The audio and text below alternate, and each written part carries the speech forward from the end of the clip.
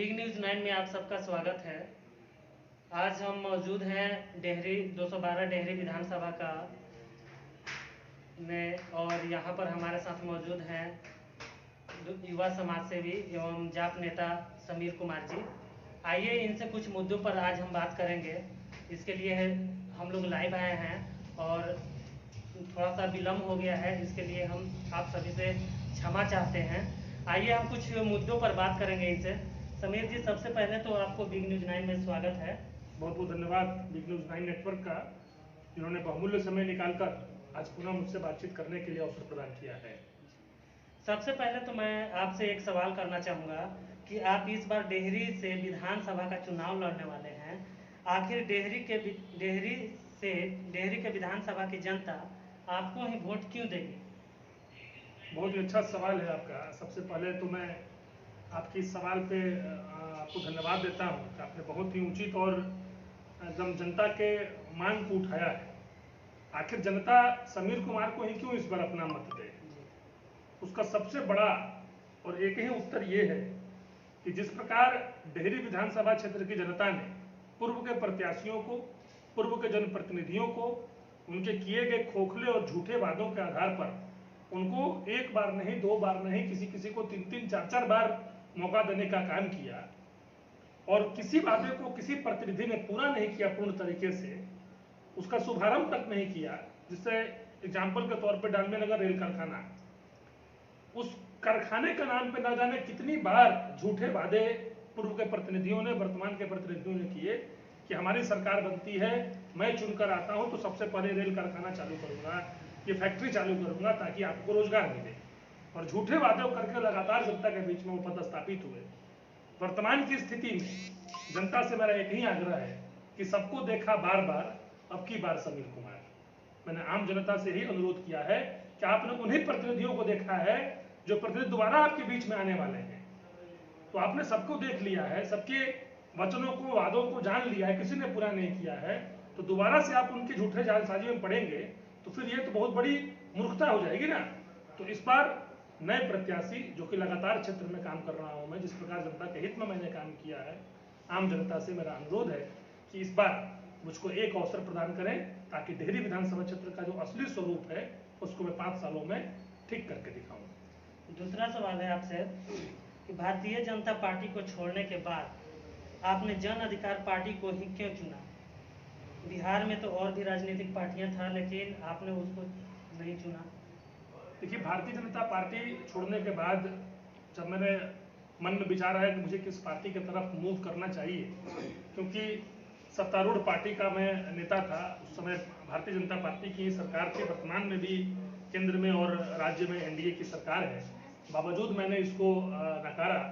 और दूसरे दल में जब जाने का विचार किया तो मेरे मन में एक ही विचार आया कि जिस प्रकार की सेवा भाव मैं करना चाहता हूँ, जिस प्रकार जनता के बीच में सेवा होनी चाहिए और जैसा जनसेवक का स्वरूप होना चाहिए, उसमें आदरणीय पप्पू यादव जी परफेक्ट साबित होते हैं।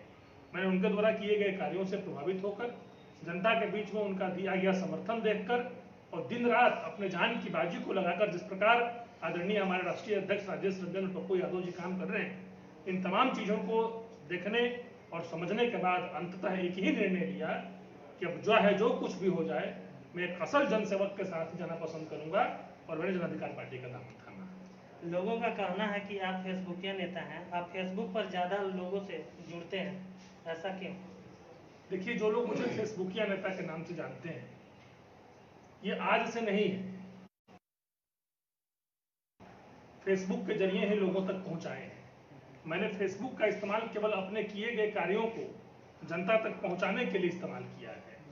और जो मुझे फेसबुकिया नेता कहते हैं, मैं सभी से कहना चाहता हूं कि आज ईश्वर ने ऐसा कह ढाहा है, प्रकृति ने ऐसी कह ढाई है पूरे विश्व पे कि पब्लिकली लोगों के बीच में जाना मना है, रिश्तेदारों के यहाँ जाना मना है, शादी समारोह में शिरकत करना मना है, कोई आप उत्सव घर में बड़ा नहीं कर सकते हैं। मजबूरन फेसबुक जैसे सोशल मीडिया नेटवर्किंग साइट्स पे आपको उपलब्ध होना मजबूरी हो गई है। आज के तारीख में नरेंद्र मोदी जी प्रधानमंत्री हैं भारत के, वो भी फेसबुक पर ही जनसंवाद कर रहे हैं। सबसे पहला जनसंवाद भारतीय जनता पार्टी ने शुरू किया और अपने तमाम कार्यकर्ताओं को फेसबुक से जुड़ने के लिए कहा। तो मैं तो आज से नहीं, मैं तो विगत 1.5-2 साल से लगातार फेसबुक पर नहीं एक्टिव हूँ। तो मेरे लिए कौन सी नई बात है। और जो मुझे फेसबुकिया नेता कहते हैं तो मैं यही जानता हूँ, कुछ तो लोग कहेंगे, लोगों का काम है कहना, लोग कहते रहते हैं, मैं अपना काम करता रहता हूँ। आप लगातार लोगों से जुड़ के रहते हैं। इस कोरोना काल में किस तरह की समस्या लोग आपको बताते हैं, आप उस निराकरण कैसे करते हैं? जिस प्रकार कोरोना जैसी वैश्विक महामारी के दरमियान में न केवल मैं जनता के बीच मदद करने के लिए आगे खड़ा हुआ, कोरोना से पहले भी मैं लगातार जनता की मदद कर रहा हूँ। जिस प्रकार शहर का सौंदर्यीकरण करने के दरमियान में एक गरीब व्यक्ति के घर बनाने का जब काम मैंने शुरू किया, तो उस समय कौन सा कोरोना था? उस समय तो कोई कोरोना नहीं था, सभी अपने अपने कार्यक्रम में लगे हुए थे, अपने अपने नेतागिरी सब कर रहे थे, मैं उसमें भी जनसेवा कर रहा था। आज कोरोना जब आया, जिसके चलते सभी लोग अपने घर के भीतर कैद हुए और गरीब जनता, आम जनता किससे अपनी फरियाद लगाए, कोई सुनने देखने वाला नहीं मिला, तो ऐसी स्थिति में मैंने अपने फेसबुक के जरिए ही सबसे पहले लोगों को राशन वितरण अभियान के लिए अपना मोबाइल नंबर जारी किया। हजारों लोगों को हम लोगों ने राशन वितरित किया। उसके बाद जब लॉकडाउन हुआ, तो लॉकडाउन में जो लोग बाहर फंसे थे, गाड़ियों का परिचालन बंद होने के कारण, उन सभी लोगों को फेसबुक पर ही अपना नंबर जारी करके देश के विभिन्न हिस्सों में मैंने मदद पहुंचाने का काम किया। और वर्तमान में जिन लोगों के पास मेरे नंबर पहुंच जाते हैं, वो मुझे संपर्क करते हैं और हम और हमारे जितने भी सहयोगी हैं उनको यथासंभव मदद करने का प्रयास करते हैं और करते हैं। एवरीडे ये मदद जारी है। अभी आप देख सकते हैं, कोरोना जैसी वैश्विक महामारी में जितने भी डेहरी विधानसभा क्षेत्र के लोग कोरोना से ग्रसित हुए हैं, पॉजिटिव हुए हैं और होम क्वारंटाइन है, वैसे सभी मरीजों को मेरे नंबर जारी किए गए हैं। उनको किसी तरह कोई भी आवश्यकता हो, मुझे संपर्क करते हैं और हम और हमारे पूरे सहयोगी उनको घर तक मदद पहुंचाते हैं। तो लगातार सोशल मीडिया बहुत बड़ा प्लेटफॉर्म है वर्तमान में अपनी बातों को रखने का, जनता तक बातों को पहुंचाने का, इसमें बखूबी हम लोग काम कर रहे हैं। अगला सवाल है हमारा कि जनता अगर आपको मौका दे तो आपकी पहली प्राथमिकता क्या होगी डेहरी विधानसभा के लिए? जनता अगर मुझको मौका देती है और मुझको विश्वास के साथ चुनती है, तो सबसे पहला अपने शहर में रिंग रोड बनवाना है, ताकि हमारा शहर जो जाम की समस्या से लगातार जूझ रहा है उससे उसको निजात मिले। दूसरा, वेंडर जोन बनाना, ताकि जितने भी हमारे फुटपाथी कर्मी हैं जो फुटपाथ पे दुकान लगा के अपना जनजीवन चला रहे हैं, उनको एक उचित स्थान देकर उनको सुरक्षित करना। तीसरा, रोजगार का अवसर डेवलप करने के लिए डालमिया अगर फैक्ट्री खुलवाना तो है ही, साथ साथ नई फैक्ट्रियों का यहाँ पे स्थापन कराना ताकि अन्य लोगों को रोजगार मिले।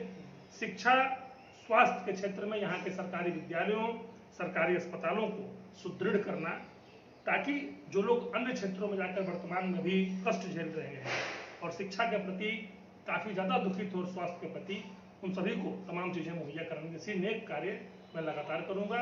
और ऐसे बहुत सारी योजनाएं मैं खुद से बना रहा हूँ, जो आप 1 महीने के बाद मेरे प्रतिज्ञा पत्र में देख पाएंगे कि मेरी क्या क्या महत्वपूर्ण भूमिकाएं क्षेत्र के लोगों के लिए होंगी। उस पर काम चल रहा है अभी। अगला सवाल है कि इस बरसात में डेहरी विधानसभा का एक गांव है विश्रामपुर, वहां रोड की समस्या बना हुआ है और आज से नहीं लगभग 20 वर्षों से, और बहुत से प्रत्याशी वहां पर आए लेकिन आज तक वहां पर रोड नहीं बना। तो इस पर आप क्या कहना चाहेंगे? देखिए, बरसात की समस्या में केवल 212 डेहरी विधानसभा क्षेत्र का विश्रामपुर गांव ही ग्रसित नहीं है। आप उठा कर देखेंगे तो पूरे 212 डेहरी विधानसभा क्षेत्र में जहां जहां रोड नहीं बने वहां स्थिति भयावह है। विश्रामपुर की थोड़ी भयावह इसलिए ज़्यादा है क्योंकि वो वर्षों से पुराना टूटा हुआ रोड था और उसकी मरम्मती तक नहीं हुई, उस पर कुछ बोल्डर भी नहीं गिराए गए, कुछ ईंटे के टुकड़े भी नहीं गिराए गए, ताकि वहाँ पे पानी जब बारिश शुरू हो तो लोगों को आने जाने में कष्ट ना हो। तो पूरे 212 डेहरी विधानसभा क्षेत्र की सड़कों की स्थिति बदहाल है। उसमें एक विश्रामपुर गाँव को केवल टारगेटेड करके हम लोग डेहरी विधानसभा क्षेत्र की स्थिति को नहीं देख सकते। पूरा 212 डेहरी विधानसभा क्षेत्र बदहाल है। इसकी बदहाली का कारण यहाँ के प्रतिनिधि हैं, उनके झूठे वादे हैं और वो जनता है जिन्होंने उनके झूठे वादों में उनको मत दिया। तो वर्तमान में अगर वो दोबारा वैसे झूठे प्रतिनिधियों को मत देती हैं तो डेहरी विधानसभा क्षेत्र का जो हाल बदहाल आपको दिख रहा है वो सदैव आपको दिखता रहेगा। अगला सवाल है हमारा कि डेहरी विधानसभा के कुछ असामाजिक तत्व मीडिया को ही बिकाऊ बोलते हैं, सच्चाई दिखाने पर अपनी नाकामी को छुपाने के लिए, इस पर आप क्या कहेंगे? देखिए, सच्चाई दिखाना प्रिंट इलेक्ट्रॉनिक मीडिया का, मैंने पहले भी कहा था, मैं आज भी ये बात कह रहा हूँ, इस पर अगर कोई नेगेटिव कमेंट करता है तो उससे मीडिया को हतोत्साहित नहीं होना चाहिए। मेरा ऐसा मानना है कि जब आप कुछ भी अच्छा करेंगे तो बुरा करने वाले आपके साथ गिफ्ट में आपको मिलेंगे। और एक मैं छोटी सी कथा के माध्यम से आपको बताना चाहूँगा कि कैसे आप इस चीज़ों पे पॉजिटिव माइंड से सोच सकते हैं। बड़े ही पूज्य तपस्वी और परम पूज्य स्वामी राजेश्वरानंद जी महाराज राम कथा वाचक हुआ करते थे। तो स्वामी जी एक बार अपनी कथा में कहे कि पहले केवल गाँव में हाथी आया करता था, अब तो शहरों में भी आने लगा है, क्योंकि शहरों में हाथियों को दिखाने का प्रचलन रुपए कमाना रह गया है। पहले जब गांव में हाथी आया करता था तो गांव के बूढ़े बुजुर्ग बच्चे सभी हाथ जोड़ के हाथी के आगे खड़े हो जाते थे। सब लोग कहते थे कि गणेश जी हैं, प्रणाम करो, आशीर्वाद देंगे। सब लोग गणेश जी से कृपा मांगते थे, दुआ मांगते थे, प्रार्थना करते थे। लेकिन उसी गांव में पता नहीं एक जानवर को बड़ी समस्या है, वो हाथी को देख के बड़े जोर जोर से भौंके। आप समझ सकते हैं मैं किस जानवर की बात कर रहा हूं। स्वामी जी ने कहा कि कुत्तों को हाथी की भाषा समझ में आती नहीं, हाथी कुत्तों की भाषा समझता नहीं, इंसान कुत्ते की भाषा समझते नहीं, और कुत्ता इंसान की भाषा समझता नहीं। अगर समझता तो मैं उन कुत्तों से पूछना चाहता कि तुम आखिर भौंकते क्यों हो? तो उत्तर एक ही मिलता उन कुत्तों से कि स्वामी जी, हम इस हाथी के आगे नहीं, हम इन लोगों के आगे भौंक रहे हैं जो इसके आगे हाथ जोड़े खड़े हैं। तो वहां एक सारांश स्वामी जी ने दिया कि हाथ जोड़े जिसके आगे लोग खड़े होंगे, कुत्ते भौंकने वाले उसी के पीछे पड़े होंगे। तो वहां एक सारांश मिलता है कि जिस व्यक्ति के अंदर अपनी स्तुति और अपनी निंदा सुनने की शक्ति सामान्य हो गई हो, उसको लक्ष्य की प्राप्ति से कोई रोक नहीं सकता है। व्यक्ति अपने लक्ष्य की तरफ अग्रसर रहता है। उसी प्रकार जिस प्रकार हाथी कितने कुत्ते भौंकते रहते हैं फिर भी अपने गति में चलता रहता है, तो अपने लक्ष्य को प्राप्त करता है, क्योंकि हाथी भी जानता है कि कुत्तों को उनके आगे खड़े होकर भौंकने की ताकत है नहीं, इसलिए भौंकते रहते हैं, भौंकेंगे। प्रिंट इलेक्ट्रॉनिक मीडिया का काम सच को दिखाना है, प्रिंट इलेक्ट्रॉनिक सच को दिखाए। क्या कमेंट होता है, क्या कमेंट नहीं होता है, इतना आप न देखें। मैं सभी प्रिंट इलेक्ट्रॉनिक मीडिया से अनुरोध करता हूं कि आप कलम के सिपाही हैं, आप दिन को दिन और रात को रात ही बोलेंगे। कोई कहेगा रात को दिन बोलिए और दिन को रात बोलिए, ये संभव नहीं है। और वैसे असामाजिक तत्व जो निगेटिव फेसबुक पे कमेंट करते हैं, वो खुद ही एक दिन हंसी के पात्र हो जाएंगे, जनता उनको नकार फेंकेगी, चाहे वो जिसके इशारे पर वो काम कर रहे हों। और एक दिन ऐसा आएगा कि तमाम इलेक्ट्रॉनिक और प्रिंट मीडिया के सामने हर चीज प्रमाणित होगा, वो तमाम चीजें, वो चेहरे सामने होंगे जिनके नेतृत्व में प्रिंट इलेक्ट्रॉनिक मीडिया पर निगेटिव कमेंट कराकर उनको हतोत्साहित करने जैसा काम किया जा रहा है। अगला सवाल है कि डेहरी में फेसबुक पर फेक आईडी का खेल चल रहा है। फेसबुक आईडी से लोगों को बदनाम किया जा रहा है। आप देख रहे हैं कि हमेशा फेसबुक आईडी पर गलत तरीके से लोगों को बार बार बदनाम किया जा रहा है, तो इस पर आप क्या कहना चाहेंगे? देखिए, फेक फेसबुक आईडी बनाने का जो प्रचलन है वो आज से नहीं बहुत पूर्व से प्रचलित है। लोग नाम रखते हैं अपना और लड़की बन के लोगों से फेसबुक पर बात करते हैं। मैं कई बार से सुनता आ रहा हूँ, ये कोई नया नहीं है कि फेक फेसबुक आईडी अभी से बनना चालू हुआ है। लेकिन अभी जो लगातार बनना चालू हुआ है, तो ये बेचैनी है, लोगों में भय है, डर है कि कैसे भी करके उसको रोकने के लिए गति अवरोध लगाए जाते हैं। आप जब रोड पर चलेंगे तो जो बीच में ब्रेकर्स होते हैं वो गाड़ी की स्पीड को कम कर जनता के बीच में समाहित हो रहा है। बुद्धिमान व्यक्ति का काम है कि उन ब्रेकरों को थोड़ा गाड़ी अपने धीरे करके अपनी गाड़ी निकाल ले और फिर गाड़ी को अपनी चाल में चलाए। तो फेक फेसबुक आईडियों से ना मैं कभी दुखित होता हूं, ना मैं सुझाव देता हूं किसी को कि आप दुखित हों। जो पहले से ही फेक है उसके बारे में क्या सोचना है? ओरिजिनल होती तो विचार करने की बात हो सकती थी। तो फेक ही है तो फेक को फेक की तरह लेते हैं और ओरिजिनल की तरह अपना काम करते हैं। अगला सवाल है, जैसे अभी बकरीद का समय आ रहा है, बकरीद का त्यौहार है, तो इस पर आप अपने डेहरी विधानसभा के लिए क्या कहेंगे जनता को? बकरीद के अवसर पे सबसे पहले तो मैं अपने 212 डेहरी विधानसभा क्षेत्र की सभी सम्मानित जनता को आपके बिग न्यूज चैनल के माध्यम से, आपके आईडी के माध्यम से सबको सबसे पहले शुभकामनाएं और बधाई देना चाहता हूं। बकरीद कुर्बानी का पर्व है और इंसान, सब मुसलमान भाई बहन इस वक्त पर प्रिय चीज की कुर्बानी देते हैं। कुर्बानी के इस अवसर पे, चूंकि कोरोना जैसी वैश्विक महामारी के दरमियान में पहली बार ये त्यौहार आया है, तो मैं सभी मुसलमान भाई बहनों से अनुरोध करता हूँ कि सोशल डिस्टेंस का ख्याल रखते हुए, कभी भीड़ न लगाते हुए घरों में ही नमाज को अदा करें।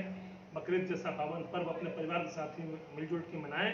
और जो आपके बीच गरीब और वैसे वंचित लोग हैं जो इस पर्व को हर्षोल्लास के साथ कोरोना जैसी वैश्विक महामारी में नहीं बना पा रहे हैं उन्हें सहयोग करें। कहीं कोई उसमें दिक्कत आती है तो व्यक्तिगत रूप से सहयोग करने को तैयार हूँ, क्योंकि मेरा ऐसा मानना है कि इंसानियत से बड़ा धर्म कुछ नहीं हो सकता है।